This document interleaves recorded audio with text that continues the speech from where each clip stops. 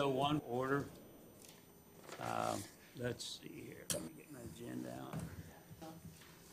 Somehow I've shuffled them all up now.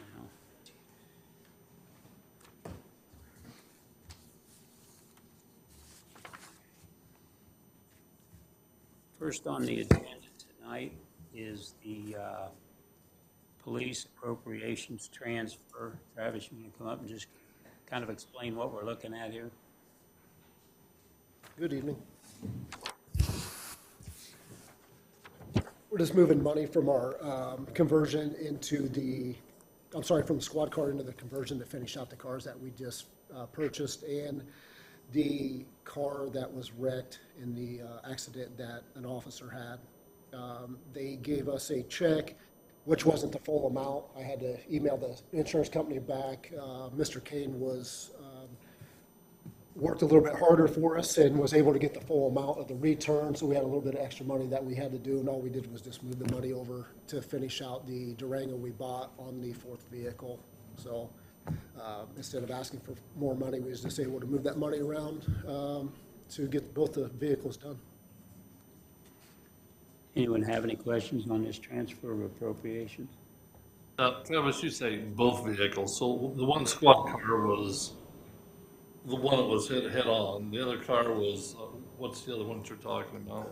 The other one that we bought for this year that it finally came in, our fourth vehicle came in. So it was a Durango, and with the Durangos, we have no equipment to put into it. So once we got it in, we realized that we have to buy a console and buy different things that we don't have the setup for, because we usually just exchange the equipment from one vehicle to the next. With this one, they're set up a little differently. We wasn't aware of that when they came in because they don't tell us how they're set up inside. When I looked at the insurance check from Officer Morales' vehicle, her vehicle only had about 6,000 miles on it at the time of the accident. When I looked at it, we broke it down, spoke with Mindy when the check came in. They were off by what the value of the vehicle was and the equipment in the vehicle. So Mr. Kane was able to get us a second compensation check for it, so we just used that money and then paid for the Did she get another squad car, or did she get? Yep, on the road working as of today, as of this weekend. She's in a squad car and Charger though? Correct, yes. Yep. Anybody else? Anyone have any concerns with moving this forward to the council meeting on August 7th? All right, thank you, Travis. Thank you. Okay, next on the agenda is Student Resource Officers. Bill, if you and Michelle want to come up. I'll see if I can make sense of this thing I passed out here.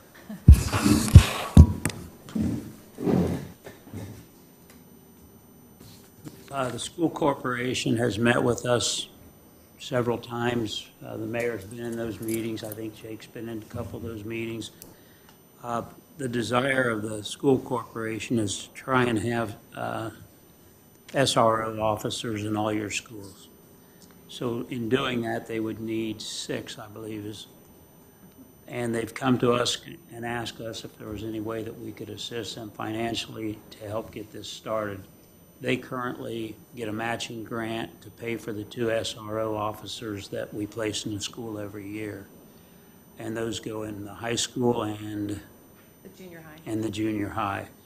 So in these meetings, we looked at the police budget for the year.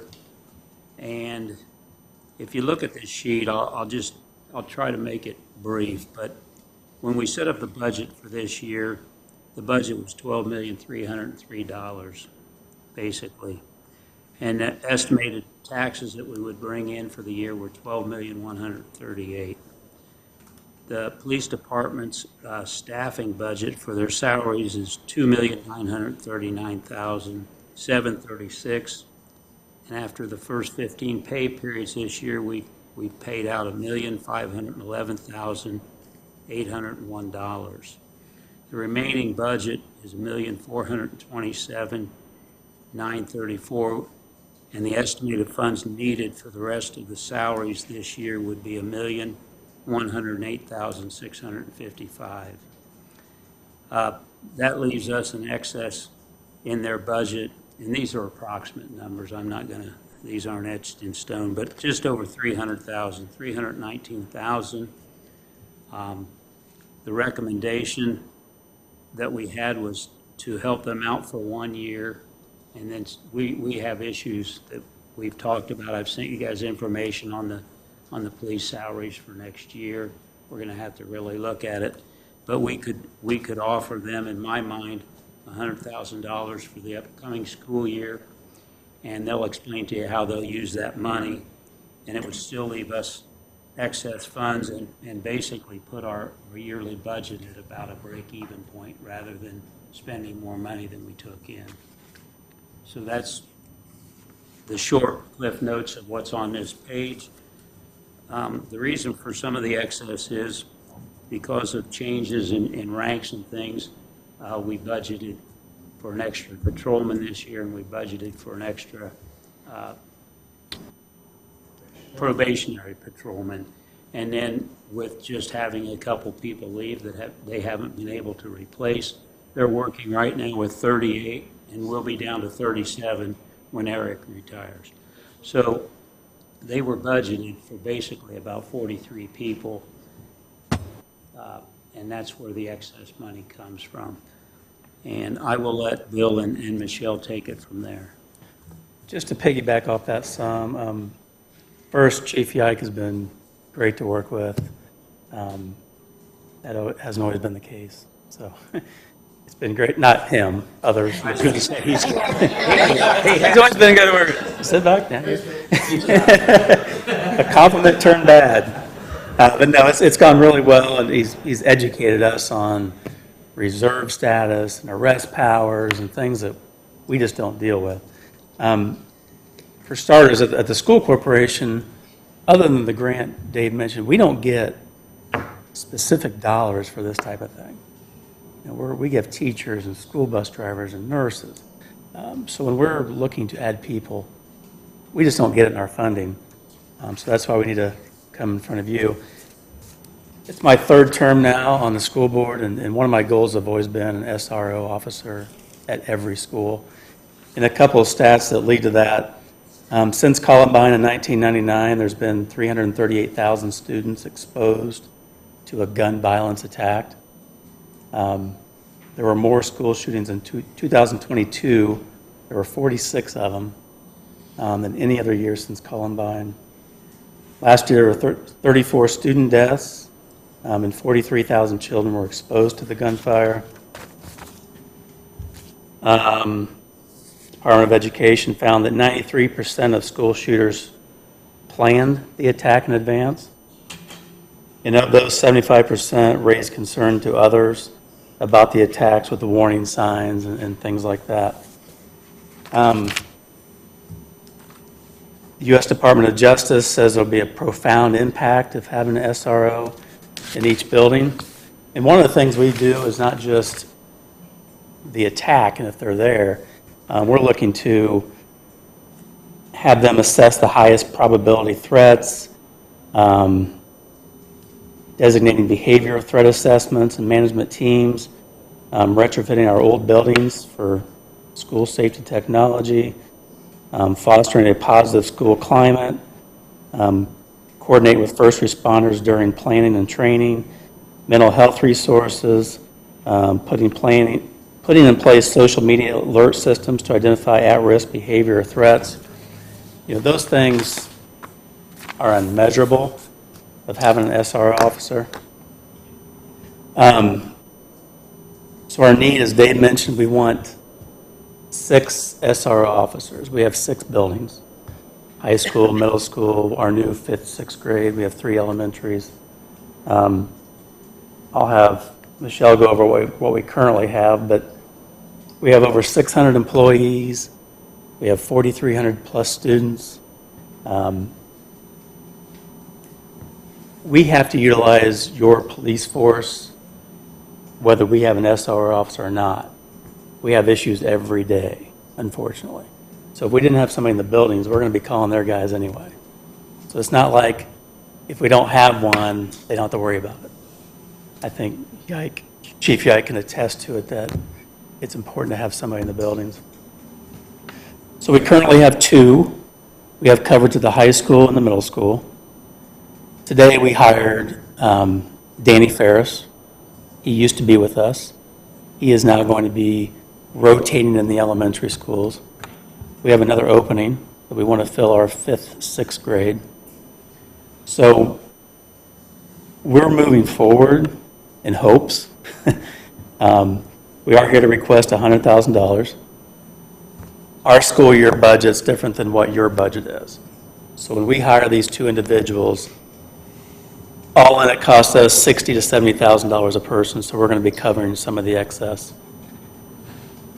Our budget year is August 23 through August of 2024.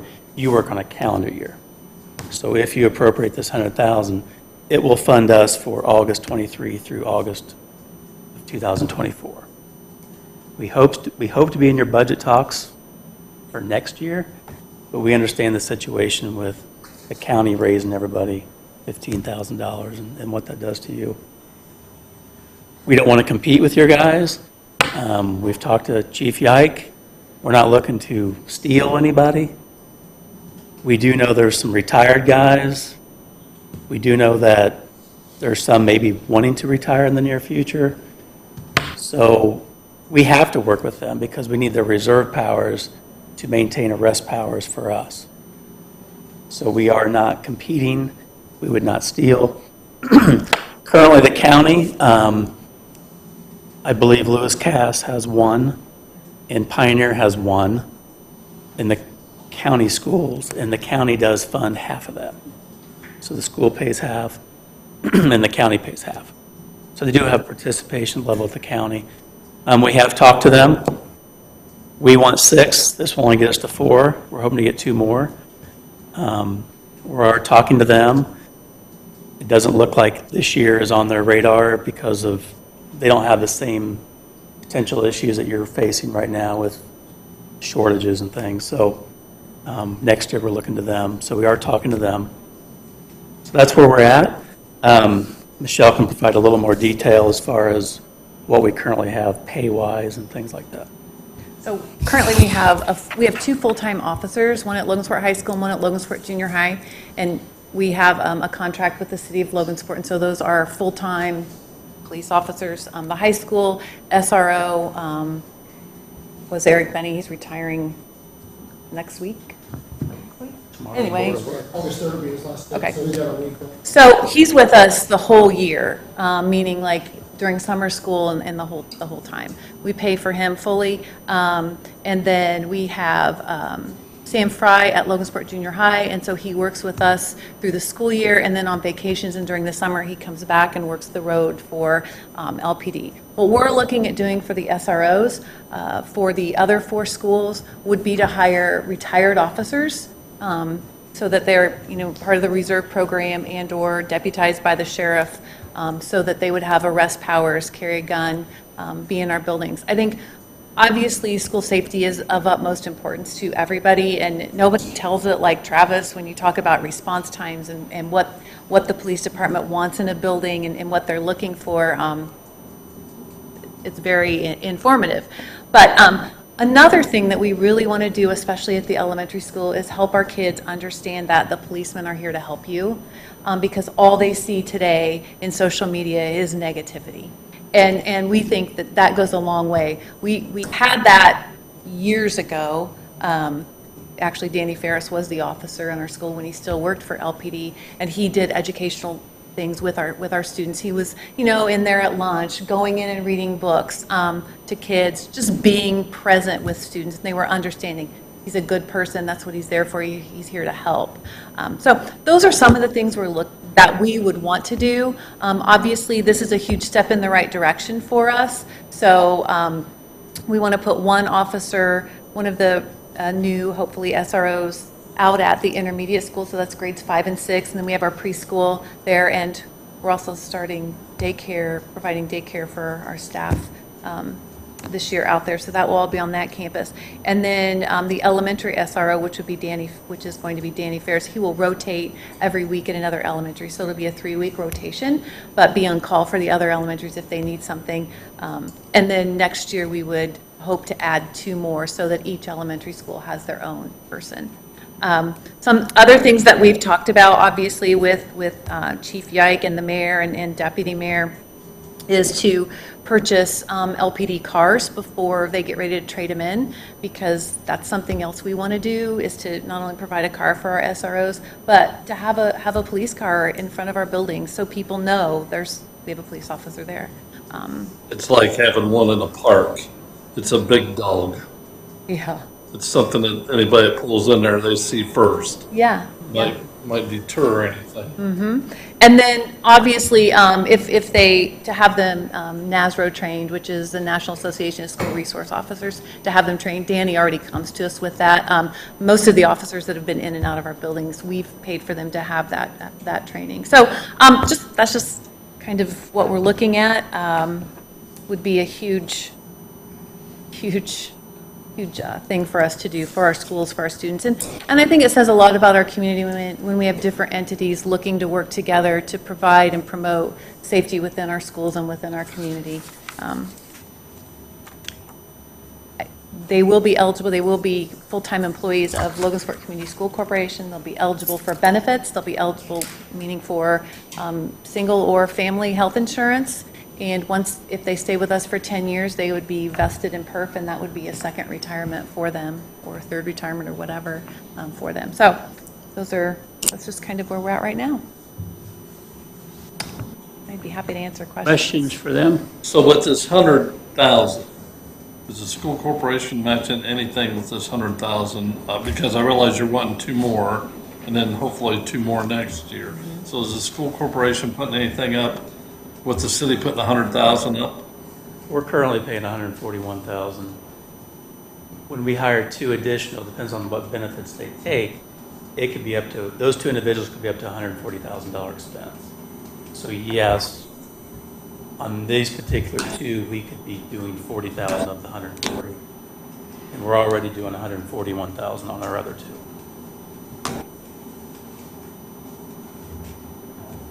In terms of sustainability, Dave mentioned when we started, we were going to do the 100,000, and then for next year, we talked about budgets and then talked about the county. So is this something you're hoping that the city will continue to sustain, or? Yes, we're hopeful, but we're not in full reliance. We're not going to hire 2 individuals and a year from now tell them to hit the road. We will find a way, but that could mean a cut somewhere else. So we don't want to get to that point, but we are not going to go backwards. So if you find that you cannot help us next year, we're still moving forward. And do you plan on talking to the county, because we have budget meetings coming up soon? Yes. I've been in talks with Damon Foreman. It is on their radar. They know I am asking. We'll see how it goes. That's Yeah. all I can do. So And again, they do fund 2 county schools currently. So they're in the game, but we're trying to get them in our. And one of the things, and the reason this is for a year, is because, we're playing catch up here. The state raised all their state police salaries. The county has raised theirs. So Travis is back there assuming we're going to do the same for them. So we've got some real issues, and that's why this was going to be a 1-year commitment to start with, so that we can see we don't know what our budget's going to look like for next year. But, hopefully we can all continue to work together and figure out as we go along how we can do this. As you know, Amy, we fight the same battle in the education world that the city fights public safety. We have shortages, we have retention issues, we have money issues. Everybody's raising the bar around us. We've had to raise the bar. So I wouldn't ask for anything beyond a year. But sustainability, we're hopeful. But I'm going to be honest, we're not going to go backwards if you don't. Well, I also know from a teaching point of view, does take a lot of, I don't want to say liability, but I do want to say liability, because until you're put in that situation when you're a female in a room with somebody that is really chemically off balance, it's frightening. So it does, I completely support that, because it is very, it's just nice to know that's in place. I think one of the important things is just taking this step forward with the year. It allows all of us some time. It allows us to get started, and then it allows us some time to kind of figure things out. We can't find 4 people. No. We know that. I mean, you know, Chief, I can't find anyone, so why are we going to be able to find 4? But if we know money's there, it's a step that we can move forward this year to find another one. And so far we did. We've been fortunate to find one, and hopefully you're part of the funding process. Have you replaced the high school? That's, Yeah. That happened in May. Travis Nolte. Come on, Answer up. your question, sorry. don't We think did, we knew Eric was gonna retire, he was in the drop program, so we kind of waited till the end of the school year and then started looking for a new officer to replace, and that Sergeant Nolte will be filling his spot in the next week or two, who will go up there and work. And then Sam Fry stays at, I call it Lincoln, but at the middle school. Which brings our number down to what you said, Dave, we're at 37, basically. When we lose those 2 officers to the schools, obviously it takes a little bit off of the road, but we've had officers in the school since, I want to say around 2007, maybe. We had part-time, and then it moved into a full-time position, knowing what we needed up there. And I won't go through the numbers. Bill covered them pretty well at the beginning of what he said, but Michelle and I started talking about this probably a couple of years ago, and then really started looking at it last fall with the mayor. And then brought Bill in and some other council members of how, just the importance of it, and how important it is to get somebody in the school. Reaction time, obviously, if we have 4 to 6 officers working, we all know somebody or have somebody that's in the school system, so it's very important to make sure somebody's there. And not only that, but build the bond is from elementary school all the way through the high school level, so. Chief, with the 2 officers that are currently there, when school's not in session, are they out on the road, or are they strictly for the school corporation? The middle school officer, Sam Fry, comes back to the road, so he comes back, I believe, like the end of the day after the last day of school. He stays up he works the road all summer, and then the high school officer stays at the school. He's a year-round position. He works summer school and stays up there pretty much throughout the summer, and then may take some vacation in the summertime or whenever. But I don't know how many students are in summer school right now. I can't remember what Mr. Dubes told me, but there's a lot, so they keep him there.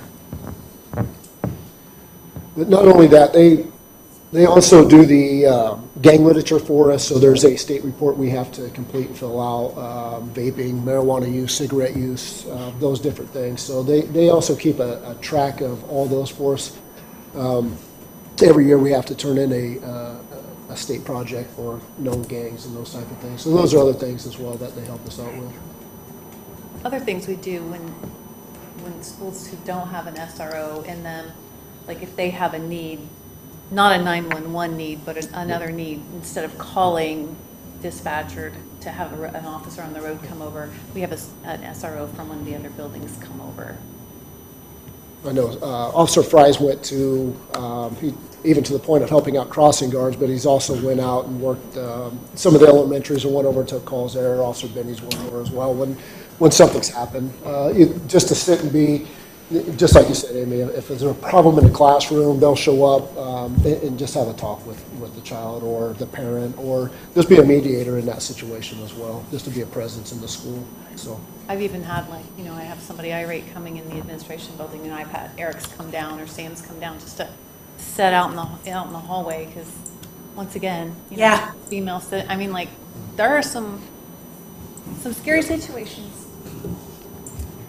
Now, with with what Dave's projected, Travis, does it any way put you in a bind? I mean, Well, it's always going to put me in a bind. But I think school safety is important. Like I said, I went to Michelle 4 years ago, and we had a conversation, and then it's built on from there. I knew what we were budgeted for, and so I knew there was some leeway there. And I know the conversation Mr. Morris and I had with the mayor and Bill and Michelle, that there was some leverage there that we could use to get this program started.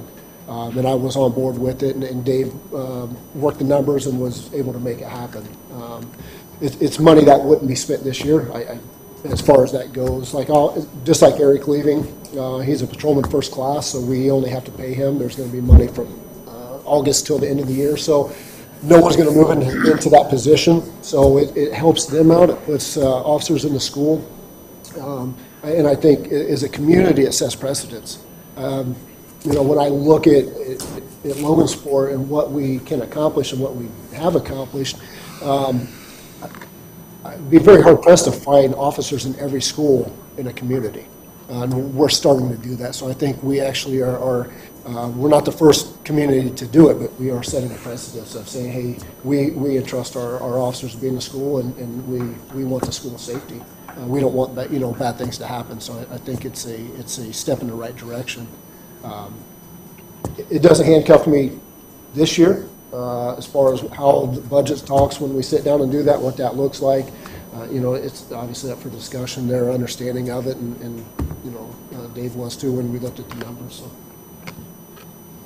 My son starts kindergarten next year, and so we talk about the safety in the community and setting the precedents. This is something I would want to move to a community, right, with my young child in school, knowing that there was an officer in every school. We're unique to have a social worker in every school and a nurse in every school. You look around, it's not pretty uncommon when you have that many buildings that we have. So this would be another cut on the cap of attraction when we're talking about these things. Because believe me, I do windshield tours, now you do windshield tours. People care about this kind of stuff. They really do. And I know, we have teachers sitting on our council here. So I know I went to Landis Elementary School. I have my stepchildren go there, and I went there for awards and those type of things. And I've been thanked several. Hey, thank you for being here. Yeah, no problem. I went there for an award ceremony, not even thinking, but being in uniform. Other officers have children there; they go as well, and it's nice to hear the staff like, "Hey, thank you for being here." We're there to see the children as well. Not even thinking about it, but to give somebody a sense of security means a lot to us as well. So. I think it's a step in the right direction of what our community is heading towards. So you touched on it briefly there, and I just wanted to ask you, because this article was in the paper, and I got an email, this thing about the school counselors.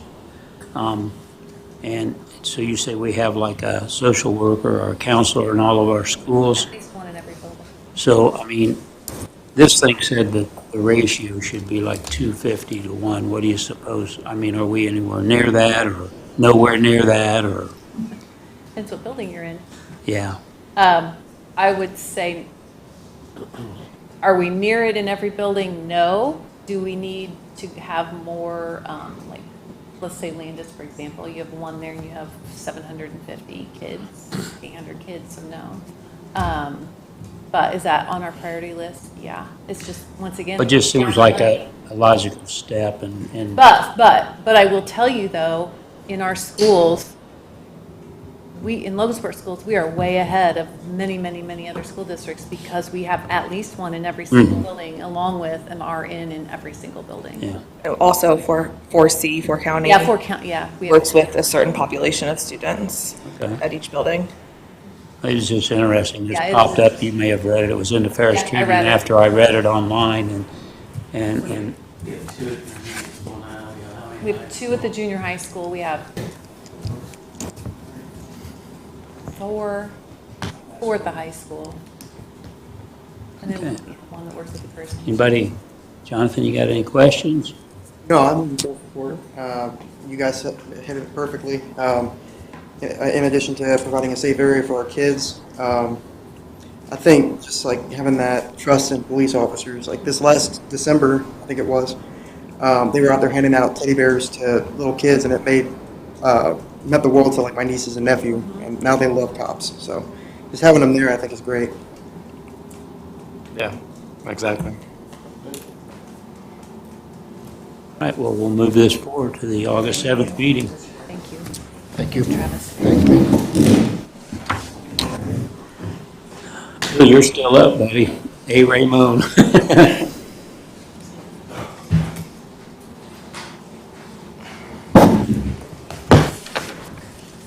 All right. This one I sent July 11th. You have about 15 pages of stuff. I try to go over the measurable data, but it's A. Raymond, looking to do a $12 million investment in Logansport. They're wanting to replace all of their, their coating lines, their plating lines, their regenerative thermal oxidizer, 2 shipping receiving docks, chillers, coating lines. They have 29 facilities throughout the world. Each year, they pick one to do their major investments in because wherever it makes sense. They chose Logansport, which I think is great. They're moving a lot of their production from Canada facility to Logansport, Indiana. This week, their top executives are all here. We're kind of doing like a Logansport show for them. The history of Logansport, what we have amenity-wise. Tell them about SRO officers coming to all the schools, things like that. But they're very excited. You saw their employee count. They're at 174 individuals at $14 million payroll. Their payroll is, if you do the averages based on all of them across the board, they're at $38 an hour. I know that gets skewed from executives to line, but they're well above averages locally. This is about the highest scoring request we've had, 87. I showed you the tax guesstimates on the savings and what they'll pay. So if you have any questions on any of that, I would just highly recommend that they didn't ask for any other incentives, no hard capital money. It's purely this abatement, so hopefully you'll agree to it, and I highly recommend we do it. Payments for what now, Bill? What are these payments for? Their money, their payments, ours is just to give them when they do this $12 million investment, it'll increase their tax anywhere from $144,000 a year to $201,000 a year, depends on the year. We give them an abatement to less than that. So they always pay what their current tax is. This is the increment tax that we'd give an abatement. What they're going to use their money for is, I sent that on one of those copies. It's on the front page of the benefits there, Bill. They're buying 2 new coating lines, 2 new plating lines, an RTO system, 2 new shipping receiving docks, high-capacity chillers for the coating lines. It estimates $12 million. How many years? This is a 5-year abatement. That's phased out. How many people have they hired since last time that you were here? I don't have that specific. They've been pretty stagnant for probably 5 years. No Stagnant for 5 years? ups, no downs. Right now, what they're staring at is where they're not going to promise any new employees per se, but what they have currently is 25-plus year system that they're running on. And either they have to upgrade Logansport or Canada's facility to be competitive. Okay. They've chosen us. And they move equipment from Canada? It is specifically, they're going to ship things directly to us and produce less there, is what they're going to do. Once we're able to upgrade what we're doing. Increased production here in Logansport? Correct, Okay. correct. So then they will be hiring people, correct? They're not going to promise it. Is that a prerequisite of the abatement? It's not a prerequisite in this situation. They're not going to lose any, but it's been so hard for, I would say, my last 5 requests. They've all increased people, and they've all increased their salaries. But they haven't hired people. But yes, they have, but they haven't promised it, the last 5 requests. The issue is they're trying to be more lean. These technology things are to be more efficient, be relevant. It's not all the time that you buy a new machine, it automatically equates to 3 people. It's giving others, it's being able to retain them and grow them and use them more efficiently sometimes. It's not like it's been doing too good for 5 years, does it? They've maintained. So I would say it's been pretty good. And we're keeping our factory here instead of it going someplace else. Yeah, And it's a good sign when they're wanting to spend $12 million on this location. correct. Yeah. The thing is with this new stuff, and I see where you're going, Scott. It's not like it was 15 years ago. They have to do what they can to keep the people they have. Because technology is so efficient now, and machinery is so efficient, they've got to find ways to utilize their people on those new things.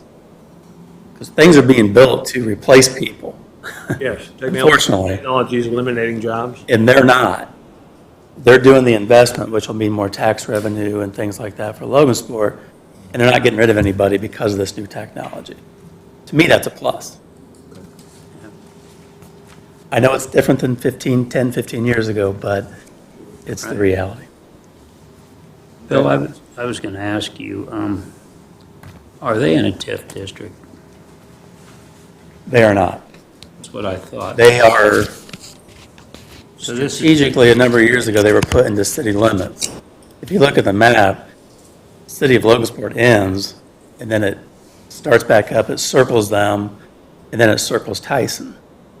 And then it circles the industrial park, but everything in between is not in the city. so the increased tax revenue we're looking at here is general fund money. Correct. It is not in the TIF district.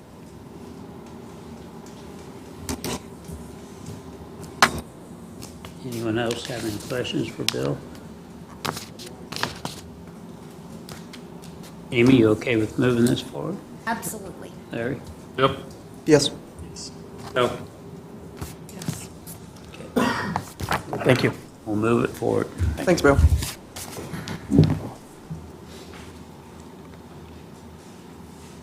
Okay.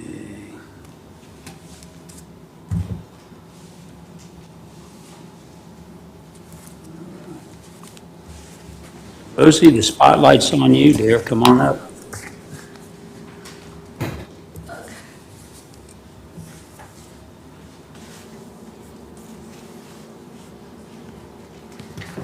Hi, everybody. I'm Rosie Schaefer, and I'm from the treasurer, current treasurer of the Logansport Art Association. And I'm here today to ask for an adjustment specifically on our storm, water, and sewer bills. They have more than doubled since the big sewer project downtown. Since like 2018, it's like doubled. We are a nonprofit. We've owned a building. We were established in 1911, owned a building since 1975, have redid and added a gallery in 1995, relocated to that building. And building can be a blessing and a curse. So we do a lot of programs. We do classes. We have art shows. But the stormwater bill especially is kind of killing us. We would love to. We're a nonprofit, and we have no currently paid staff. Before COVID, we had one part-time paid person, 9 hours a week. Now, we're only open 6 hours a week, and we've been operating on a volunteer board since 2020. We would love to be able to hire again a part-time person. But it's kind of hard to do if our utilities keep increasing so much. And I guess, I don't know that there is a nonprofit rate.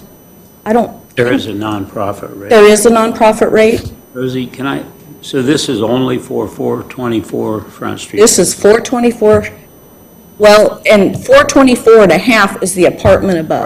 Right. And I guess my whole point here is that 424 and a half is a residence 24/7. I would love to have a residential rate. It would help us out a lot. I don't know if that's possible with us only, but, you know. Well, here's what I can tell you, Rosie. Offhand, first of all, there's a stormwater meeting on Thursday, and between now and Thursday, I can look up the rates for you for That'd be great. nonprofits. Yeah, But this is more an issue that you would want to take before the stormwater board. well, I didn't even know there was a stormwater board, so that's great to find out, yeah. It meets this Thursday at 10 a.m., and it meets right across the hall here in the room on the other side. Okay, So if you'd like to come to that, I'd be Sure. glad to accompany. I go to them anyway. Haley Okay. may be I'm there. going to this one, yeah. So we could accompany. I don't know without looking at what any of those rates are. right. But, they're the ones that you need to speak with to get the ball rolling on this. Right, because the only way we get our money through grants, memberships, donations, that kind of thing. We run about a $32,000 budget. And, it's not bad, but if the rates continue to increase at the rate that they're doing, I don't know how any nonprofit's going to afford to be it. We're not it's not a matter of public safety or anything, but I think the Art Association has something important to offer to this community. You look around town, I'd have to agree with you, Yeah. so. Our art camp was there was a great article last Saturday paper that they did for our art camp. It's a once-a-year thing, and the kids love it. And we had 35 kids, which was 10 over what we normally do, and they all want to come back. So Are we doing anything for them anyway, Dave? we currently don't get anything from the From the city. city? And we've been here over 100 years, so just so you know. But I would love to go meet with the storm board, too. 10 a.m. on Thursday, Rosie. All right, thank you. You're welcome.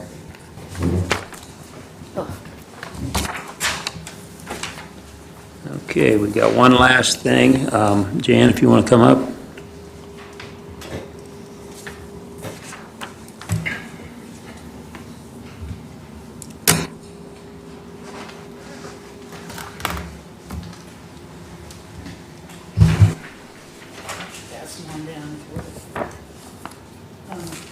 Okay, I think I had this already, but I don't know if I got enough there or not. I should. Good evening. Mine's a simple request. We'd like to move the auction proceeds into contractual services so we can use it. I got one more.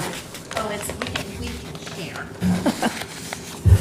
That's my request, I guess, and it was $10,937.57 is what we made at the auction here the end of June. And that would be used towards Christmas in the park? yeah, that's where we're gonna move that stuff to. Well, I'm sorry I didn't get back with you. Oh, that's right. Got your email on That's Friday right. sometime. I just hoped you did. Until yesterday. But I spoke with Dwayne a little bit, and what we'd like to do with this, Jan, is look at all the auction proceeds like we have in the past and maybe bring, because we were going to have to advertise to raise your contractual services I get that, amount. yeah. If we choose to do that, as well as some of the other departments may have specific desires for the money they brought in. And I don't think it'll, I don't think it would interfere with your timeline in any way, would it? No, I wouldn't have to pay bills till November, probably, late October. Because You got my support with it, Jan. if Thank you. It goes that way. It really makes a difference. It really will. We're having a tough time with donations this year. We did last year. We had a couple of our large donors. We lost. They're not as able to give as much this year, so it's really tough for us to be doing that, so. Okay, well, we'll get that all together and Okay, all the different Yeah. departments and probably have it. well, I want this. So, I'm sure the other department heads will say the same thing. Thanks, Jim. Thank you. Thank you.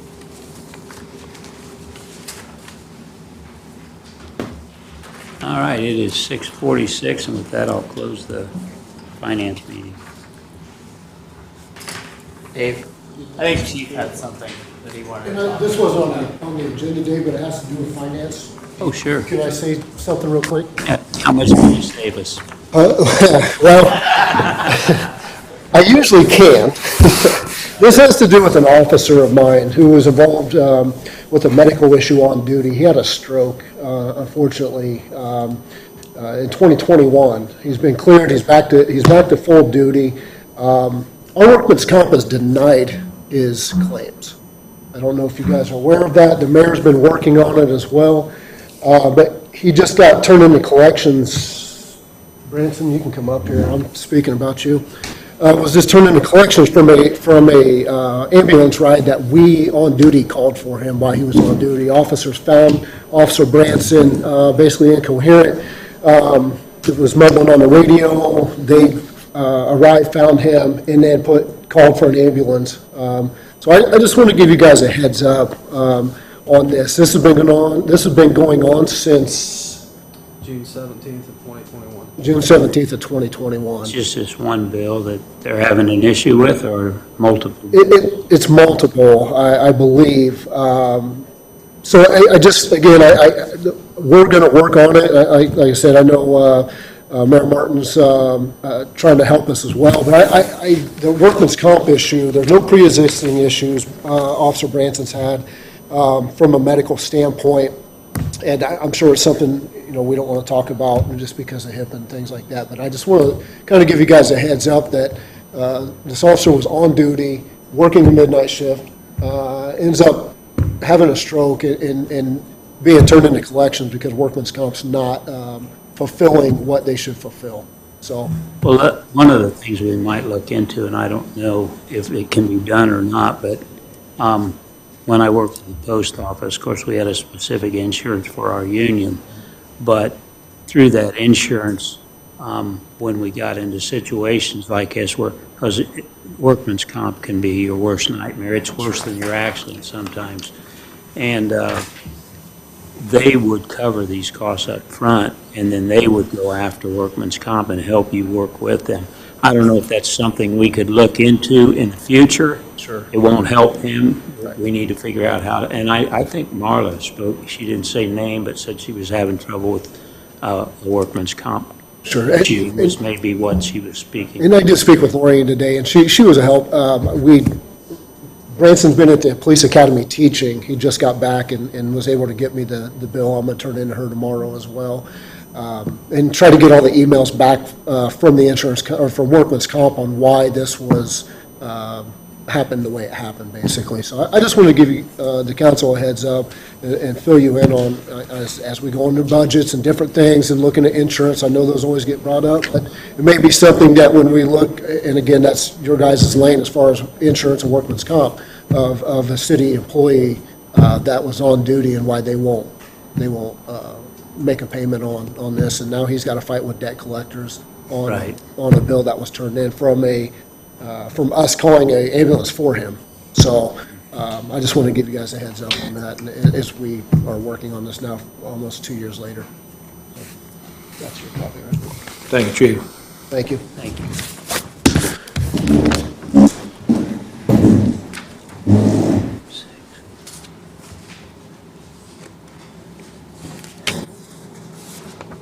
Now the Finance Committee meeting is closed. 6:50, a Rules Committee meeting will come to order. Casey, you want to come up here, please? Casey Jones.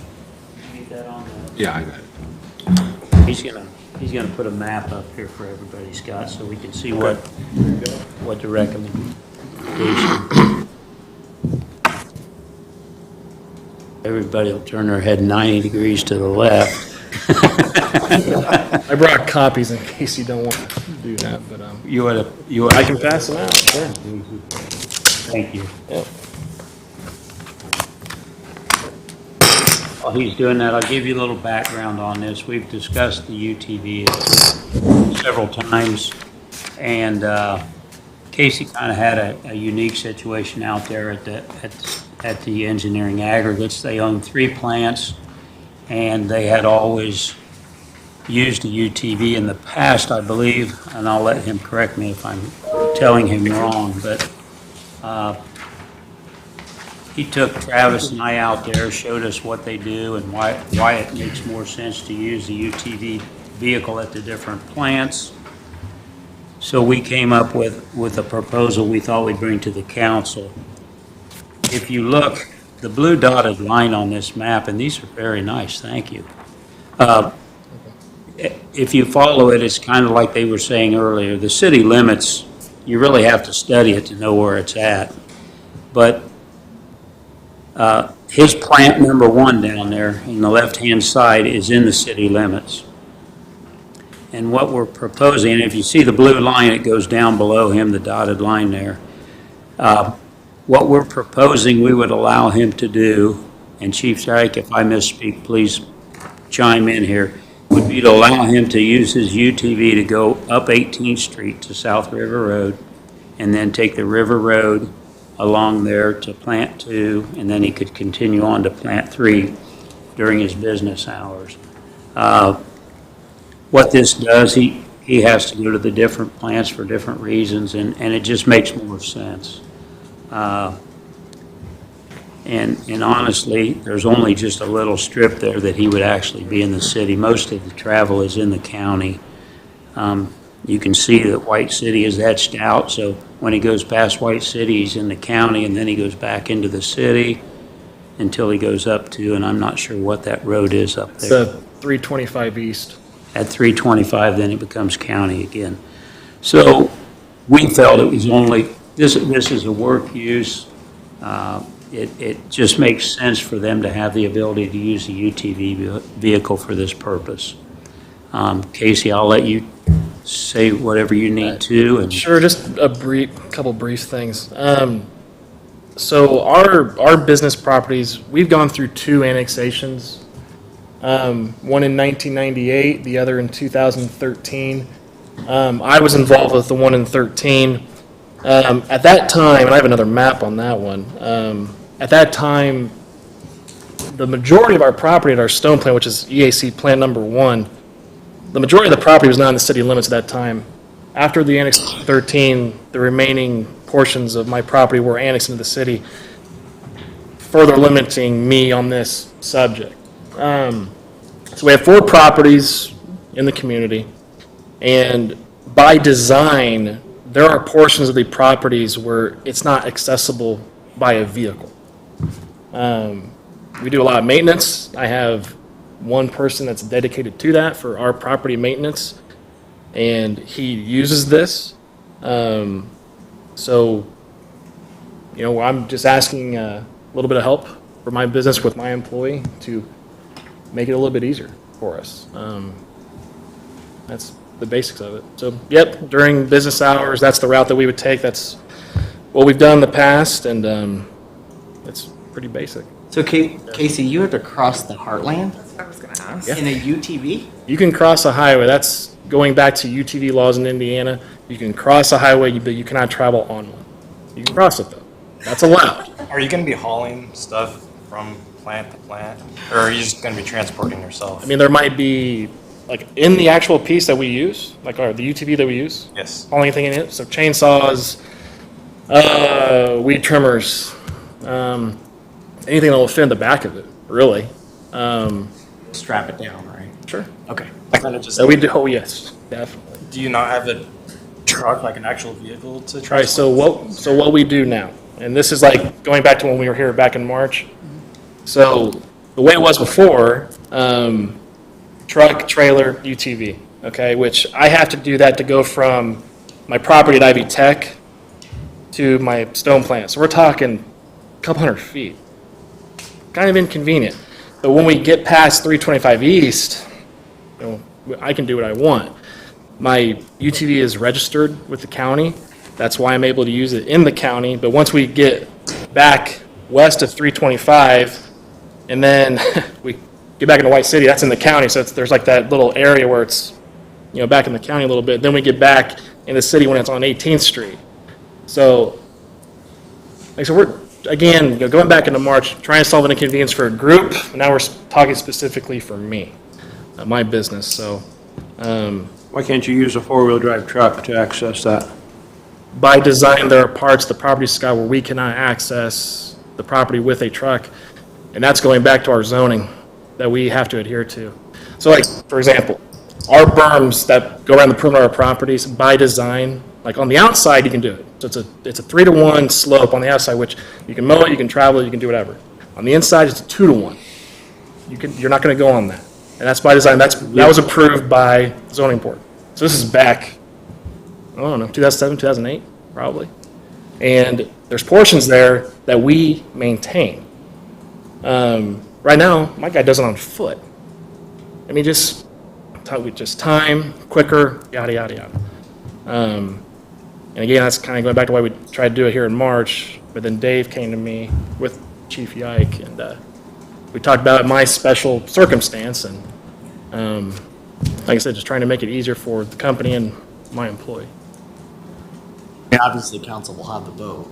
Sure. But, I mean, if you're willing to make sure that you know that you are going to be liable for crossing a road that has caused so many deaths at this point. All right.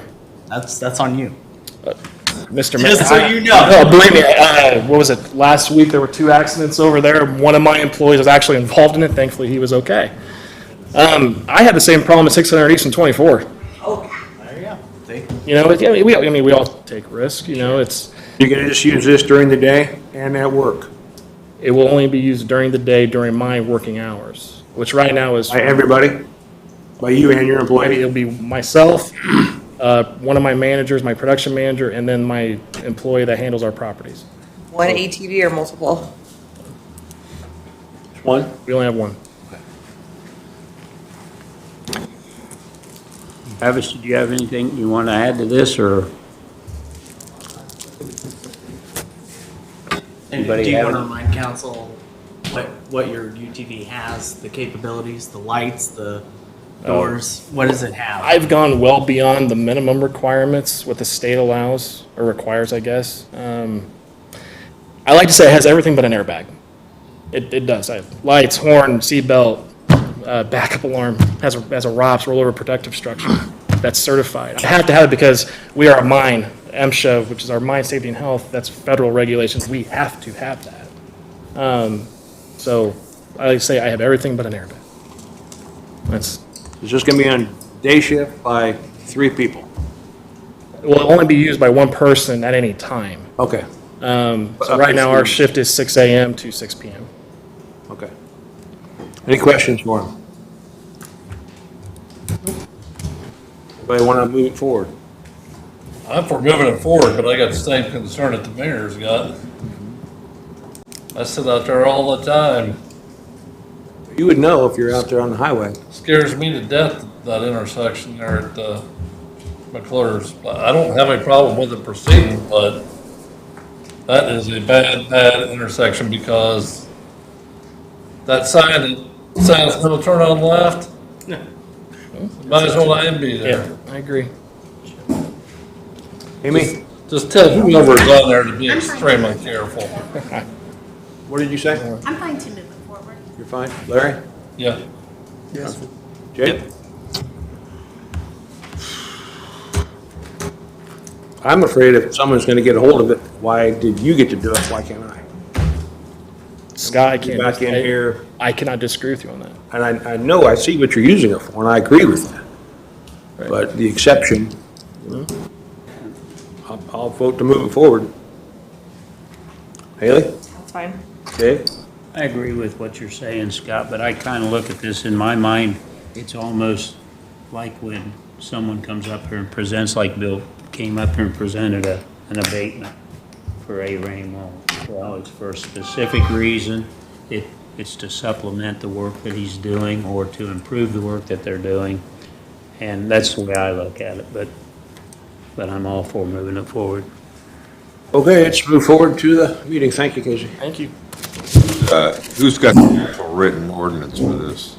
We're gonna have to, we'll work on it. I'll get with Okay. Travis and maybe Casey to make sure we get everything and then run it by you well in advance. Thank you. Thank you.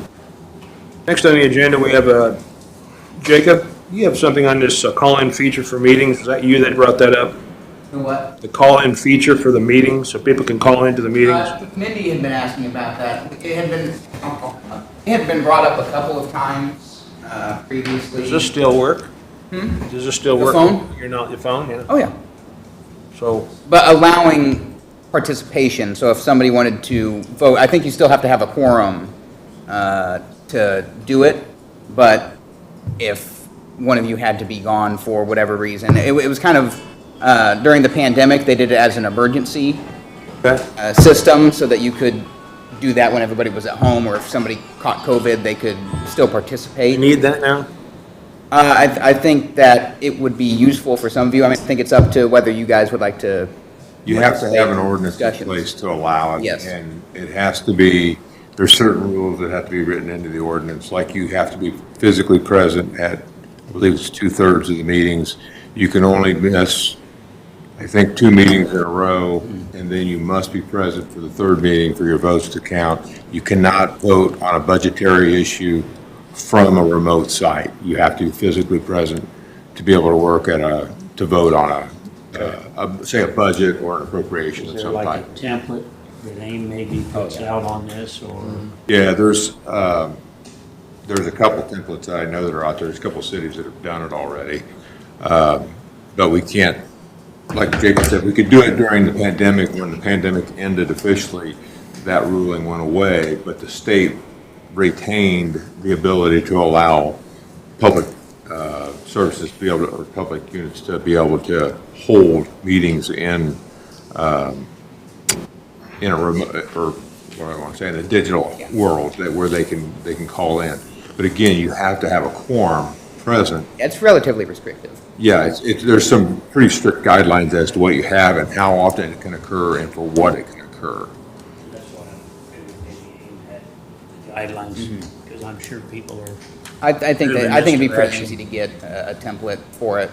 And I don't know if you can be more restrictive than what the state Yeah, you allows. can make I it think you as- probably could be more restrictive if you wanted to, rather than the 2/3 have it, be something else. But that was just something that Mindy and I had kind of talked about as we dealing with people on vacations and stuff like that. And, I know there have been times where you guys are gone and may want to have a say or a vote on what's happening. So that was just to get it back on your radar, and it's something that's urgent, but something that I think would probably be beneficial going forward and make things easier for us in the case that the governor doesn't declare an emergency again, but we have something in town even that happens that would stop somebody from attending a meeting. And this would be for city council, Board of Works, redevelopment committee, those types of. Yeah, well, if you adopt it, you have to adopt it for every unit within the city, the RDC, Parks Board, the council, Board of Works, if they're planning commission, whatever it is, we're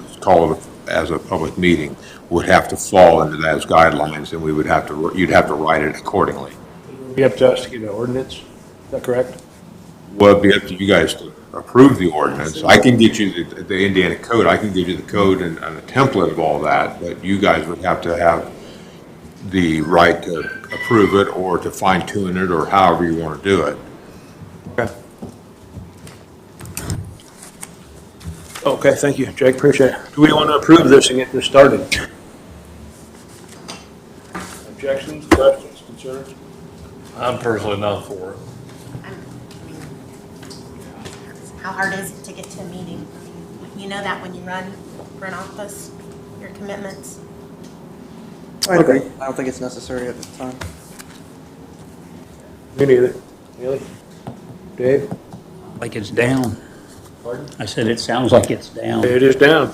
Last thing we had on the agenda is the Utility Service Board appointment. Marty Monahan, his term is up here shortly. he is interested in moving on, are we interested in keeping him? Making any difference to me. Yes or no? He says he's interested in moving on. Pardon? You mean like staying on the board? He, yeah, do we want him to stay on the board as an Staying appointment? on. He is interested in staying on. Or do we want to get somebody else? I'm okay with leaving him on there. Yeah. I'm good with him staying on if He he does a wants to decent stay on. Yeah. Stay on. Jonathan? Jake? Yeah. That's what he wants to do. He's going to stay on. I'll let him know that he's on for another term. Anything else? Questions, concerns, something to do with rules? For the Utility Service Board appointment, my appointment is also up with Mike Mayer. And so I'm going to have a conversation with Mike, make sure he wants to move forward. And I plan on keeping Mike on the Utility Service Board. Mike Mayer? Mike Mayer. Okay, all right. Thank you. Very good. If there's not anything else, we will close the Rules Committee meeting at 7:07.